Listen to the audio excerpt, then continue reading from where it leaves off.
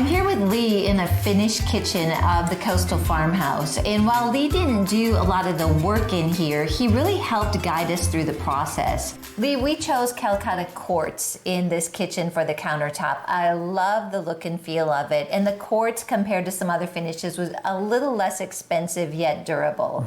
But share with everybody, let them know what are some things that they should consider when choosing the right type of countertop. Well, people are going with quartz today because it's more durable than granite. Granite can crack, maybe and scratch.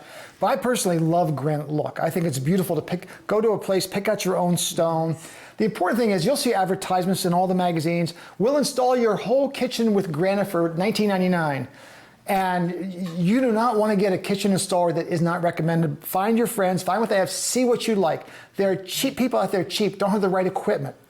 The right person that puts in counters has a computerized system where it actually cuts it out and puts it in. So make sure the person you have is reputable. Don't go by price, because I've seen the seams where they put them together where they look crooked, they use the wrong color. So don't go cheap on your countertops. Don't go to the low buck guy. Get references for countertops. But really, quartz is beautiful, granite's beautiful. I did a house with butcher block, which looked really nice. It takes a little bit more, it's a really nice warm kind of look with butcher block, and that's not very expensive either to do, and homeowners can do that in fact as well. Some of the things we did with the backsplash, we chose a really beautiful backsplash, and you even pointed out to us that there's some things that our tile guy did that were really important, and that it wasn't anything that I noticed as far as being special, but you were able to point those out. What should people look for when they've got a tile guy coming in? Well, first of all, backsplash is not that hard to put in, and a lot of homeowners do it, but they don't know how to finish it. So on the edges, you'll just leave the tile edge. They even put a little bit of caulking on there.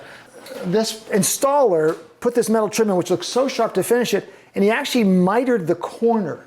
So I was just amazed how beautifully he cut that to look at that. And then in the corners in here, he actually cut the tile so that the pattern continues around the corner. So very, very good, excellent tile work that was done there. So homeowner, you may want to do your own tile work. Use a trim piece. This is easy to cut. You can cut it with a hacksaw, and it looks so much nicer to go in. But backsplash is something really easy you can do as long as your lines are straight.